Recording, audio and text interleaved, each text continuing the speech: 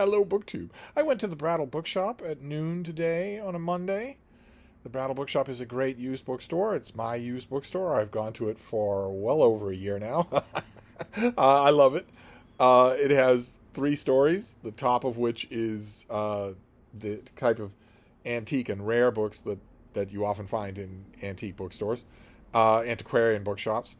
And the first and second floor are just an ordinary, very well-stocked used bookstore. And then there's a sale lot next door. Shelves and carts of books for $1, $3, and $5, arranged in no way other than by price. So you have to just root around out there. And the stock changes in the lot and in the store all the time. So I love going there. And I have loved going there for a very, very long time. And I went there today to meet a fellow booktuber, to meet Greg from Another Bibliophile Reads, who is on a cruise, and his ship docked at Boston today. So it seemed only natural that he would visit the Brattle bookshop, not that far from the dock, and that we would meet. But while I was there chatting with Greg, I also got a great big pile of books, of course, because I can't go to the Brattle just as a meeting place. And I can't control myself once I'm there, so I got a huge amount of stuff that I want to show you. Just a gigantic pile. Greg got a dainty little bag of a couple of things. He said it was because he was traveling. I don't know that I've ever controlled myself like that. But we'll start with the mass market paperbacks. I got a bunch of mass market paperbacks, including these 2 in perfect condition, like the day they were made. That's why I grabbed them. Also, I don't have them. I have them as ebooks, but I don't have them in these absolutely signature mass market paperbacks. This is the Science Fiction Hall of Fame. I found Volume 1 and Volume 2B. So there was a Volume 2, and then there was an additional Volume 2, Volume 2B. So I did not find all 3 of these. I didn't find Volume 2 itself. I think when it's printed as Volume 2, and then Volume 2B is printed as 2B. I don't think it's 2A that it's printed as. These are the 3 of them together, but I'll take these 2, are great science fiction anthologies, just full of classic names and really classic work, stuff that really does belong in a Hall of Fame. So I was very happy to. I'm dealing with the feng shui here, because a certain someone has been wedged against me for an hour and a half and does not want to move at all. I was happy to find these 2. I looked to see what are the odds that whoever got rid of these to the Brattle did not also get rid of Volume 2, but I didn't see it. So I'll have to make do with these, and Science Fiction Hall of Fame Volume 2A will become just one of those holy grails that you look for. Everybody has them. Then I found this volume. I have wanted to reread this forever. This came out in the 70s? 1981. I have wanted to reread this forever. I'm so happy that I found it. This is Isaac Asimov on science fiction. This is not a collection of Asimov's short stories. This is a collection of the writing that he did about science fiction for a lot of venues over a lot of years. So if we look at the table of contents, look at all those acknowledgments. It's from a million different periodicals. But if we look at the table of contents, science fiction in general, the writing of science fiction, the predictions of science fiction, the history of science fiction writers, where we go over quite a few and the history of it, science fiction fans, science fiction reviews, and then science fiction and I loved this volume. I had a copy of this eons ago, probably all the way back in 81, and loved it. Absolutely loved it. I never thought I would see it again, so I'm very, very happy to find it. We'll just continue with the science fiction for a while here. We have The Visitors by Clifford Seamack. I want this book, but I wanted it with this cover, so I was waiting to get this the Del Rey paperback here. This is late Seamack. This is, I think, 1980, the late 1970s, something like that. But it's the story of giant black boxes that appear all over Earth and what happens from there. A very simple thing, but this author is really good at working simple things into very memorable stories. Then we have Hal Clement, who I read a couple of things of his for Rocket Summer. This is his book Needle, which I think is his debut. And I have never seen this cover before. I just had to get this cover. That's all. I think this would nowadays be classified as YA. But I haven't. When did this paperback come out? 1950? 1957. I read this. I don't even know. It wasn't then. It was long after that. And I have not returned to it since. And I've been liking my return to some of these canonical science fiction authors. So I was happy to find it, especially with such an evocative cover. Then we have another debut. This is a debut. Hal Clement is remembered by old-time science fiction authors, but this author is not remembered at all. It's not a science fiction author. We've moved out of science fiction forever. Yes? Yes. Okay. We have. We've got a lot of history to look at, but this is a novel. This is Boswell by Stanley Elkin, who wrote a lot. He wrote a lot of books that really do deserve to be rediscovered. They are very shticky, very tongue-in-cheek humor, also very smart. I believe that Boswell was Elkin's debut. And I didn't know that it ever existed in a mass market paperback. I have not read everything that this author wrote. I tried to keep up with him when he was publishing, but I don't think I've ever read this book. And so great to have it. Then we have, what is this, Fontana? Who is this publisher? Fontana, yes. This is Christopher Ricks, and this is his book, Poems and Critics. A thin little study. You would never find this thing made in a mass market paperback, but this is a thin little study that I have wanted to find again. I read this out of a library. So we have chapters on, you get some poems by a poet, and then you get some essays about that author and maybe those specific poems. So we have Shakespeare, Donne, George Herbert, Andrew Marvell, John Milton, John Dryden, Alexander Pope, William Blake, Wordsworth, Coleridge, Byron, Keats, Shelley, Tennyson, Browning, Jared Manley Hopkins, and Thomas Hardy. A lot of stuff here, carefully chosen. Ricks went on to do a whole bunch of absolutely seminal books about history and about poetry and poetical biography. I never thought I would find this paperback again. I read it. I never thought that it would crop up again. And then the last mass market paperback is James Michener, who I really like, and I have all of him as ebooks. And also, 30 years ago, was it 30 years ago? Any of you who worked in retail bookstores in the U.S. might be able to remind me. About 30 years ago, a lot of Michener's books, not all of them, but a lot of them, especially the big epic things, got gorgeous trade paperback reissues. Just beautiful, beautifully done things. I see those sometimes, and I see big fat hardcovers sometimes. The hardcovers rule themselves out, because this is an author who fits perfectly for ebooks. It doesn't matter how big a Michener book is, it's not going to be any space at all on this. And it's not going to take up any shelf space. I have a couple of Micheners on the shelf, but I find that if I'm going to get a Michener, sheer nostalgia is going to push me to get an old mass market paperback. And I found one of The Covenant that has the original step back for The Covenant with all this artwork on it. This is his Israel book. I haven't read this in forever. I'd be willing to bet that this mass market paperback could stand a reread. I bet it could. These were tough. These old Michener things were tough. And they used to be staples. You used to see these in every used bookstore. If I went back in the past to some great old used bookstore, Harvard Square used to have 10 of them. If I went back in the past to there when little mass market paperbacks were 50 cents a piece, I would grab all these things up. Because you don't see them. I don't see them as regularly as I used to. So I found The Covenant, and that's great, because that will prompt a reread. I don't know if I will probably honor the finding of this, just the random finding of this, by reading it in this format. Although it's always tempting. Any of these things it's always tempting to just pick this up and read, on a slate that weighs nothing at all. Although some of the things that I've shown you here, I doubt very much that Stanley Elkin exists as ebooks. The Christopher Ricks book, probably not. Hal Clement, yes, but not with that cover. I doubt that all of Asimov, I doubt that his nonfiction exists as ebooks.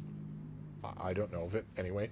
So it's an admixture of things. Like, for instance, this next thing, I doubt very much. No, let's save that, because there's only one work of fiction here. So let's save the history and biography altogether. So this next thing is a collection of short stories.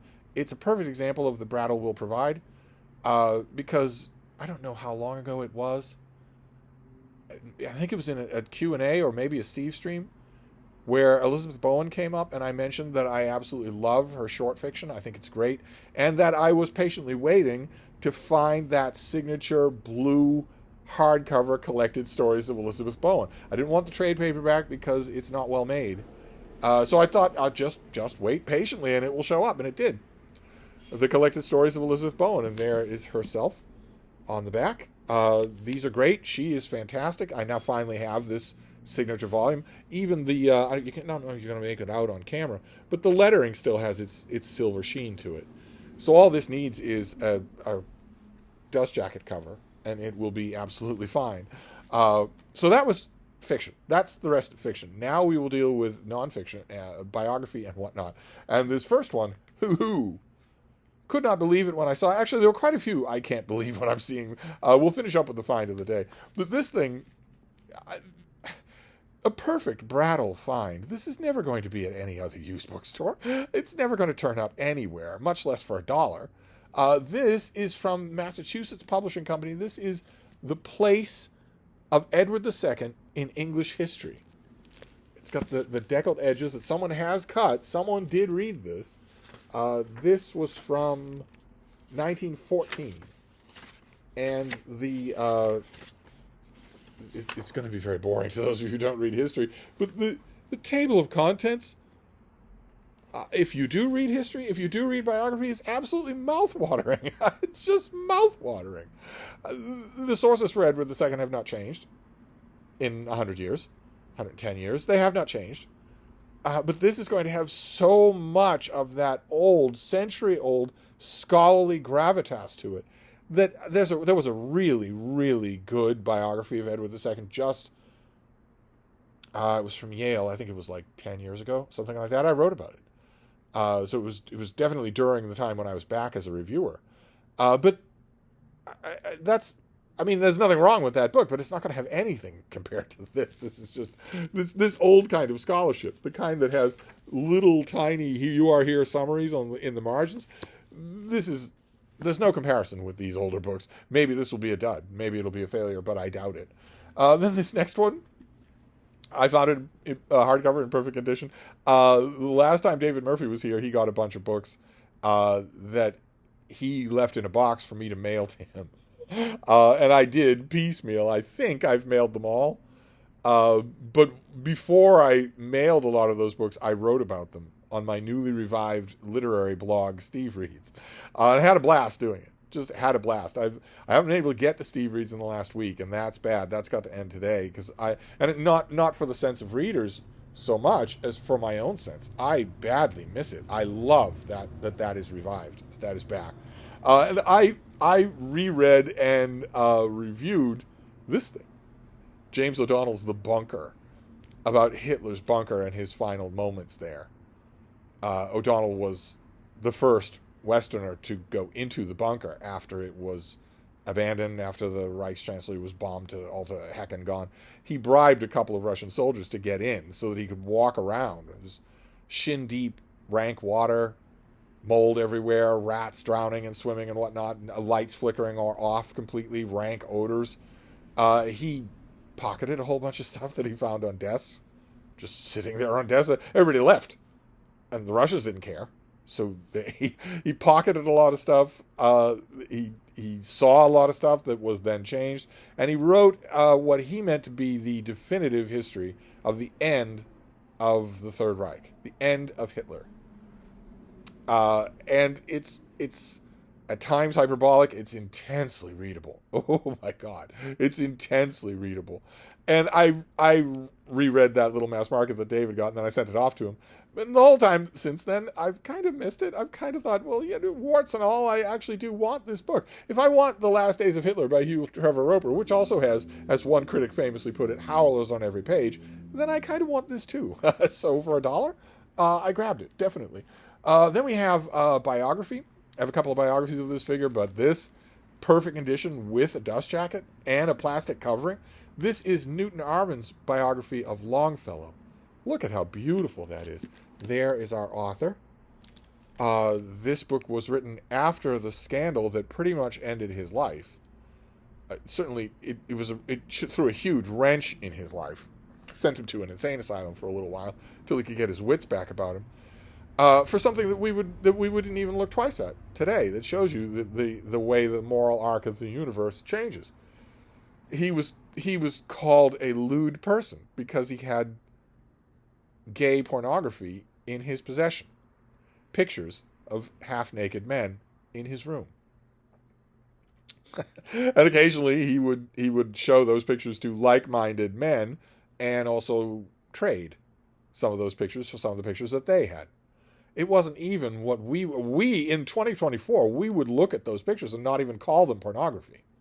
So that old saw about how I can't define it, but I know it when I see it. Well, what you're seeing changes from generation to generation. And yet it cost him everything. It cost him public disgrace. It cost him utter humiliation.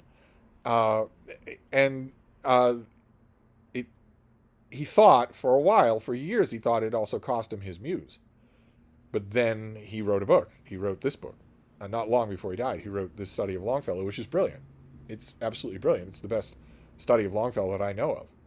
Actually, Newton Armen wrote a small shelf of great books about individual American authors. Hawthorne, Whitman, a classic work on Melville, and Longfellow, which is one of the ones I've wanted. I would have taken this in pretty much any shape, but it's in perfect shape with a covering, so fine by me.